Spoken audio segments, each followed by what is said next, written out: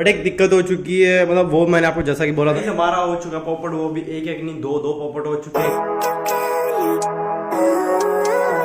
Hello guys, तो फिर कैसे हो आप लोग? आई होप एकदम बड़े होंगे, एकदम मस्त होंगे एंड वेलकम आपका हमारे कोदा जिन फ्रेश ब्लॉग के अंदर। भाई साहब आप लोगों को याद होगा कि कुछ दिन पहले मैंने यहाँ पे जो ड्रिमल टूल होती है ना उसकी किट मंगाई थी, मतलब ड्रिमल टूल मशीन की किट है, बट वो किट तो नहीं है, मतलब मशीन तो नहीं है, बट हाँ ये टूल्स मैंने खरीद लिए थे क्योंकि मैं सोच रहा हूँ कि ड्रिमल टूल खरीदने के बजाय क्यों ना हम उसको घर पे बना दे। तो ड्रिमल टूल की जो मशीन होती है उससे हम आराम से छोटी मोटी कटिंग ड्रिलिंग का काम बहुत आसानी से कर सकते हैं एंड सैंडिंग का काम तो मजा आ जाता है। ठीक है, तो ये देखो भाई साहब, इसके अंदर काफी सारी चीजें हैं। देखो ये कटिंग वाले ब्लेड्स हैं, ये ब्लेड है, ये कुछ अटैचमेंट्स हैं, ये सैंडिंग टूल, ये मतलब बहुत सारे आइटम है।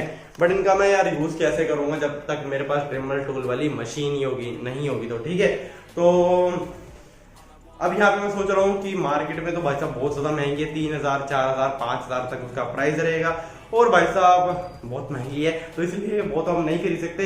बट यहाँ पे हम खुद घर पे बना सकते हैं। तो उसको बनाने के लिए हमें 555 डीसी मोटर की जरूरत पड़ेगी, जो कि भाई साहब वो स्केटबोर्ड हमने बनाया था ना कल के ब्लॉग के अंदर, तो भाई साहब उसके अंदर वो लगा रखे गियर बॉक्स के अंदर। अब पहले मेरे को वो निकालना पड़ेगा, फिर गियर बॉक्स खोलना पड़ेगा, मतलब पहले गियर बॉक्स निकालना पड़ेगा, फिर भाई साहब गियर बॉक्स खोलना पड़ेगा और भाई साहब फिर मोटर निकालनी पड़ेगी, तो काफी टाइम लगेगा।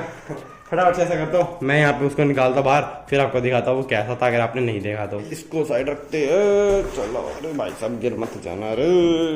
हाँ भाई साहब यहाँ पे रखते हैं इसको। भाई साहब ये आ चुका हमारा स्केटबोर्ड और यहाँ पे हम यहाँ पे क्या करेंगे, इसको पहले उल्टा करके आपको दिखाता हूँ कौन सी मोटर है। इसको मैंने जो ना 4x4 बनाया, ठीक है, देखो यहाँ पे 4x4 है, ठीक है गाइस, बहुत तगड़ा है। एक ये रहा, एक मोटर ये रहा, एक ये रहा गियर बॉक्स, एक ये रहा, चार है और ये आराम से 60-65 किलो आराम से उठा लेता है। इसने आराम से मेरे को इस जगह से उस जगह तक ले गया, ठीक है, काफी आसानी से। तो इसके अंदर जो ना दो मोटर ये पिछले वाले हैं ना, इनमें से कौन सा ज्यादा तगड़ा मैं आपको बताता हूँ। ये जो पहले कंपनी की तरफ से लगाया था ना, ये मोटर ज्यादा पावरफुल है, ये मैंने बाद में लोकल मार्केट से खरीदा था। तो ये मोटर के आरपीएम जो ना वो भी थोड़े से कम है और भाई साहब टॉर्क बहुत कम है। इसका टॉर्क इसके मुकाबले में, मतलब इसके मुकाबले में ज्यादा इसका टॉर्क 555 मोटर का, और भाई साहब इसीलिए हम यही वाली मोटर यूज करेंगे, ज्यादा टॉर्क वाली और ज्यादा आरपीएम वाली। क्योंकि भाई साहब अगर यहाँ पे हमें कटिंग करनी है बढ़िया पीवीसी के अंदर, लकड़ी के अंदर, एमडीएफ बोर्ड के अंदर, तो भाई साहब हाई टॉर्क और हाई आरपीएम चाहिए। तो फटाफट से इसको गियर बॉक्स को बाहर निकाल दो। इसको निकालने के लिए टायर भी बाहर निकालना पड़ेगा, भाई साहब बहुत माथा पच्ची होने वाली है। तो फिर करते काम, और मैं निकाल लेता हूँ इसके अंदर से मोटर और आप लोग टाइम लैप्स एंजॉय करो।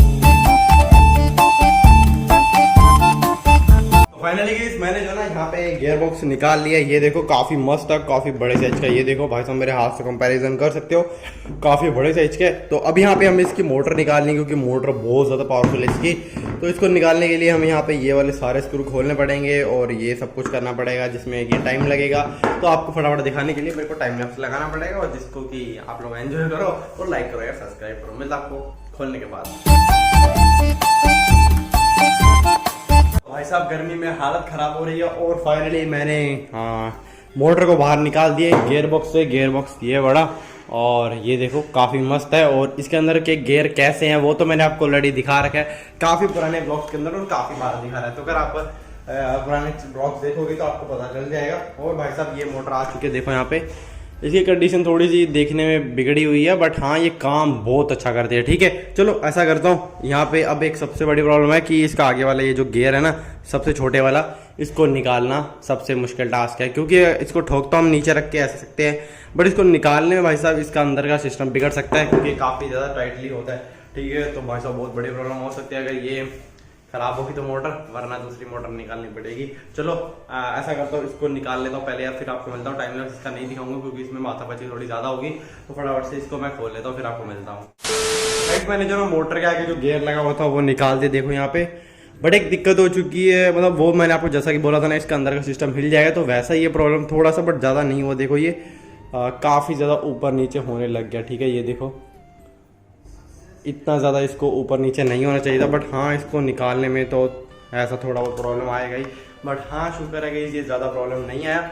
और ये रहा गियर, और इसको साइड में रखता हूँ और अपना काम चालू करते हैं। अब यहाँ पे हमें करना क्या होगा कि इस सभी टूल्स को, इसमें से मतलब ये सारे टूल्स को हमें इसके मोटर के आगे फिट करने के लिए हमें यहाँ पे ड्रिल चक लगाना पड़ेगा। तो काफ़ी टाइम पहले मैंने ये खरीदा था ऑनलाइन ड्रिल चक, देखो यहाँ पे ये रहा। और ये काफ़ी महंगा भी आया था, पता नहीं कितने का था, बट हाँ याद नहीं है, अप्रॉक्स 150-200 रुपये में अप्रॉक्स खरीदा था।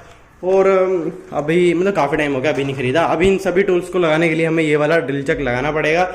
और इसका काफ़ी फ़ायदा है कि आराम से ड्रिल बिट वगैरह चेंज हो जाएगी। अगर कुछ जुगाड़ करते हैं तो उससे थोड़ी बहुत वाइब्रेशन वगैरह भी आती है। तो चलो अभी ऐसा करते हैं, इसको लगाते हैं। अब इसको कैसे लगाना है बहुत ही आसान है। पहले मैं जो ना ट्राइपॉड पे लगाता हूँ, फिर हम लगाते भी और आपको भी दिखाता हूँ। यहाँ पे ये जो ना ड्रिल चक के अंदर एक ये वाला नट लगा रहता है, और ये जो ना आपको जब खरीदोगे तो ये इसके अंदर लगा नहीं आएगा, ये आपको अलग मिलेगा। आपको इसके अंदर लगा के ठोकना पड़ेगा तो ये लग जाएगा। अब यहाँ पे ये इसके अंदर फिट नहीं आ रहा, क्योंकि इसके साइड में जो है ना छोटे छोटे एलन बोल्ट लगे रहते हैं, उनको हमें थोड़ा सा ढीला करना पड़ेगा।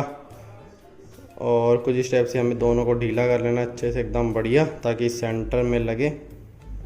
और भाई साहब ये थोड़ा बहुत ख़राब भी हो जाते हैं टाइम के साथ। लग जा भाई यार। तो भाई साहब तो गाइस हमारा हो चुका पॉपट, वो भी एक एक नहीं दो पॉपट हो चुके हैं। यहाँ पे क्या ना हमारा ये जो मशीन मतलब मोटर था, इसके आगे में ये वाला जो चक है ना, ये फिट ही नहीं हो रहा। ठीक है, ये इसी का ही है, मतलब जो है ना 555 मोटर के लिए यही मैंने मंगवाया था काफ़ी टाइम पहले, और ये अदर 555 मोटर के अंदर लग जाता है। बट भाई साहब ये इस वाली मोटर के अंदर नहीं लग रहा, क्योंकि क्या इशू है ना, यहाँ पे इसके अंदर ये वाला जो मैं आप, अरे यार थोड़ा पास से दिखा दो, ये वाला जो सिस्टम है ना, इसके अंदर जो साइड साइड में बोल्ट लगे रहते हैं एलन बोल्ट, तो ये भाई साहब फ्री हो चुके हैं। मैंने जब एलन की से इसको टाइट किया ना, तो भाई साहब ये ढीले ही नहीं हो रहे, इसके अंदर टाइट हो चुके हैं। और जब मैंने जो दम लगाया तो भाई साहब हमारी एलन की मतलब इसके जो अंदर के एलन बोल्ट है वो फ्री हो चुके हैं, वो घिस चुके हैं। अब भाई साहब ये खुलने का नाम नहीं ले रहा, और एलन बोल्ट, और ये भाई साहब इसके अंदर फिट नहीं हो रहा। तो ये तो हम नहीं कर सकते इसके अंदर फिट। और पोपट दूसरा क्या हुआ है कि ये मोटर भी अच्छे से काम नहीं करी, मोटर के अंदर से धुआं आ रहा भाई साहब, वरना ये मोटर एकदम ओके थी। मैंने आपको बोला था ना, इसको इसके अंदर से हमने जो गियर निकाला छोटा सा, वो भाई साहब निकालने से इस मोटर की थोड़ी सी हालत बिगड़ चुकी है, मतलब थोड़ी सी क्या पूरी हालत बिगड़ चुकी है। ठीक है, उस थोड़ी सी हालत बिगड़ने के चक्कर में सारा मोटर भाई साहब पूरा गर्म हो रहा है। एंड गैस जो है ना इसके अंदर से जलने की स्मेल आ रही है। मैं आपको इसको चलो चला के भी दिखाता हूँ, अब एक हाथ से तो चला नहीं सकता, थोड़ा ट्राइपॉड पे लगाना पड़ेगा मोबाइल को, फिर आपको दिखाता हूँ क्या बहुत बड़ा प्रॉब्लम हुआ। ठीक है, ये देखो भाई साहब मेरे पास है यहाँ पे एक 12 वोल्ट 4 एम्पियर की बैटरी, इसी से चलाऊंगा। और पहले भी आपको इसी से चला के दिखाता था, ये मोटर सही थी। तो एक मोटर मतलब एक यहाँ पे वायर इस तरफ लगाया, और दूसरा वायर लगाने से पहले एक बार मोटर को उठा के आपको थोड़ा पास से दिखा देता हूँ। अब देखना भाई साहब क्या होगा। ठीक है, देखो यहाँ पे भाई साहब ये देखो इतना ज़्यादा गर्म हो रहा है। ठीक है, ये देखो भाई साहब वो देखो, तो बहुत बड़ा कुछ प्रॉब्लम इसके अंदर हो चुका है, क्योंकि ये शाफ्ट इधर उधर हिली, जिस वजह से कुछ गड़बड़ हो गया इसके अंदर, और ये मोटर अच्छे से काम नहीं कर रही। पहले इसको खोल के देखते हैं, मैंने खोला भी नहीं इसको, कैसे टूल्स है कैसे। चलो इसको खोलता हूँ, ट्राइपॉड में लगाता हूँ, फिर इसके सामने आपकी अनबॉक्सिंग कर देता हूँ। भाई साहब सारा सामान निकाल लिया है, ये देखो भाई साहब इतनी सारी चीज़ें हैं। ठीक है, एक बार फ्लैश लाइट दोबारा से जला लेता हूँ, बार बार यार बंद हो जाती है अपने आप ही। तो ये देखो ये है काफ़ी सारे कटिंग ब्लेड, एक बार आपको खोल के यार एक हाथ से खुलेगा भाई, नहीं खुल गया। तो देखो भाई साहब काफ़ी सारे पतले पतले से, अगर ये टूट वूट गए ना तो भाई साहब काफ़ी भारी नुकसान हो जाएगा। ये है भाई साहब, ये पता नहीं क्या आइटम है।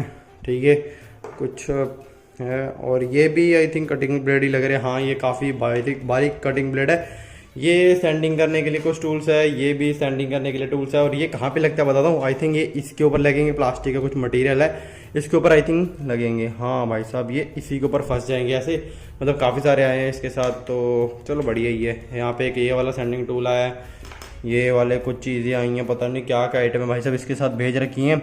ये देखो ये एक अटैचमेंट है, मतलब अटैचमेंट लगाने के लिए चीज़ है ये देखो, जैसे कि ये ब्लेड लगाना हो, ये काफ़ी पतला सा ये भी है। तो अगर ये लगाना हो तो ये वाला हम चीज़ यूज़ कर सकते हैं। आगे से नट लगा हुआ है, इसको खोल के लग जाएगा। अभी इसको एडिट भी करना है, और मेरे एग्ज़ाम भी चल रहे हैं, तो एग्ज़ाम के बीच में आपके लिए ब्लॉग बना रहा हूँ, ताकि व्लॉग भी आते रहे और हमारे एग्ज़ाम भी चलते रहे। तो इसलिए कुछ मज़ेदार व्लॉग्स में एग्जाम के बाद बहुत तगड़े तगड़े ब्लॉग लाने की कोशिश करूंगा, बहुत अच्छे अच्छे हम ब्लॉग लाएंगे। तो चलो इस ब्लॉग को यहीं पेंड कर दो, लाइक कर दो, सब्सक्राइब कर दो। Thanks for watching. और जल्द भाई साहब हम ड्रिमल टूल बनाना स्टार्ट करेंगे, उसके लिए एक बढ़िया सी मोटर खरीदेंगे, फिर क्या करते हैं देखते हैं, बाद में देखना। चलो फिर मैं आपको जल्दी नए ब्लॉग करते हैं। Thanks for watching, bye bye.